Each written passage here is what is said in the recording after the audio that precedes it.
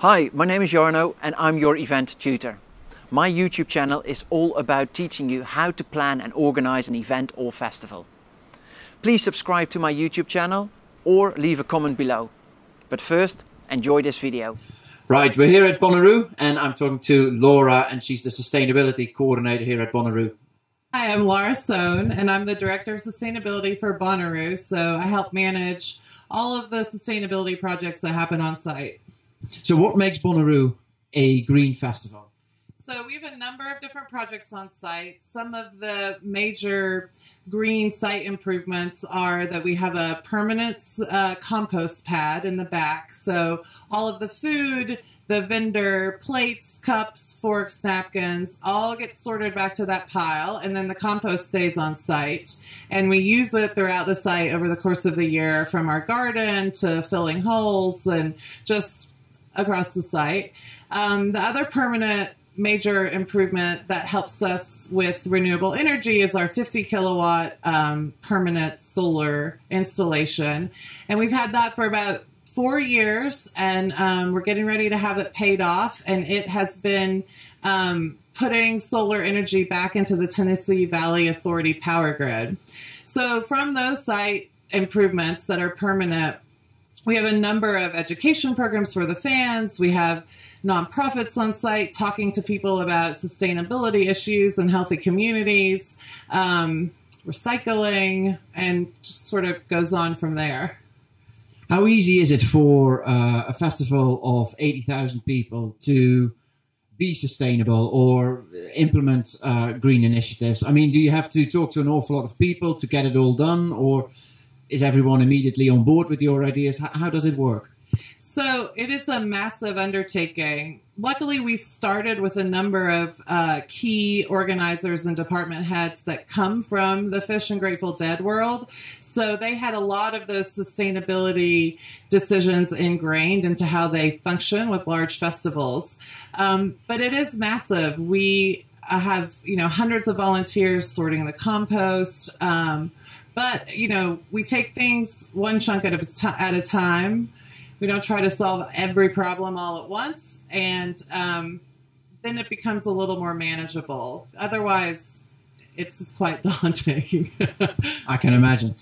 What if you're new to organizing events, and it doesn't have to be an 80,000 capacity festival, it can also be, 2,000, 3,000 capacity festival, or you're completely new to the idea of implementing sustainable policies, where should you start? What is the, is there a certain protocol that you go through? What is it?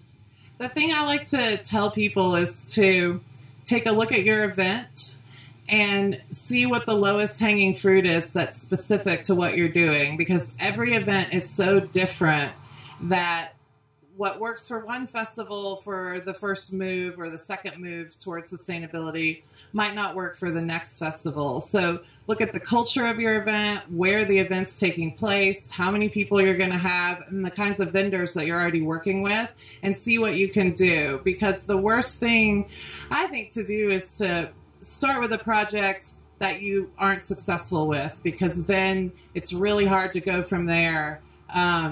So start with something that's easy, but still fits the mission of what you're trying to do.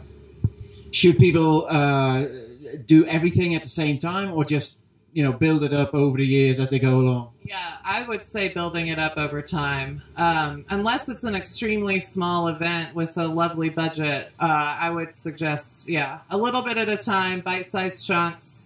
Because even a small event can be daunting, all the things that you could do. I notice here you've got quite a lot of volunteers at recycle stations. How easy is it to find them? How easy can you convince people to do that? We get a good amount of people every year. People seem to be very committed to the idea of helping us reduce our waste going into the landfill. So I think that there are enough people passionate about waste collection, and they love coming to the festival and working for Clean Vibes. So we've been doing the survey here on site this weekend, asking people how green they think this festival is. Why is that of interest to you and to Bonnaroo?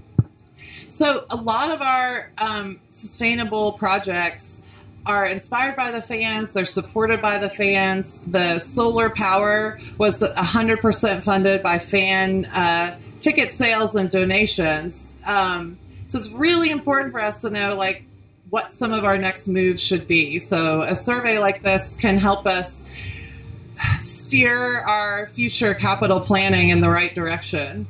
And are people, in general, do you think people are quite open for sustainable policies or sustainable initiatives at festivals? Or is there an attitude of, I don't care? Or what do you think? Yeah, I think over time that's definitely changed. And people, not only do they want it, they expect it to be happening. So the amount of support that we get for any new project that we roll out, whether it's the reusable beer cups that we started last year and they sold out in a day and a half, or the solar panels where we were actively raising money to do that from the patrons, it's very clear that they want it, they support it, and they expect us to be responsible citizens.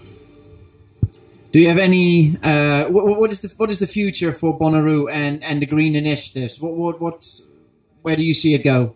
So we will have the solar panels paid off this year, and we're going to do some internal planning to decide what the next capital improvement is. But my personal hope is that we start addressing the lighting on site, because we're tied into the permanent power grid. We could really be using better, more efficient light bulbs, and also creating a better experience for the fans through the lighting. So even an awarded a festival like Bonnaroo still has room for improvement.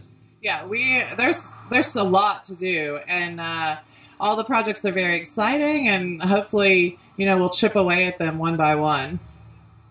Any last advice that you can give to either audience members or future event managers? What should they look at? What should they do to make sure that their event or their festival is as sustainable as possible?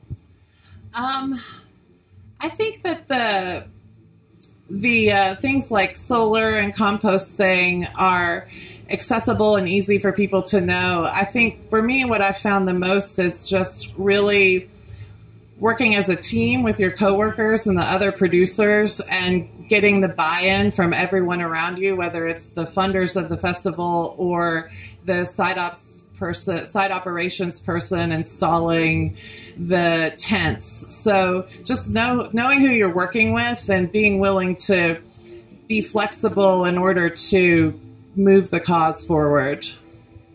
And final question, what is the best bar in Knoxville? Public house. Okay, thank you very much. Thank you. Thanks for watching this video. I hope you enjoyed it. My name is Jarno, your event tutor. Please subscribe to my YouTube channel and do check out my other videos. See you next time.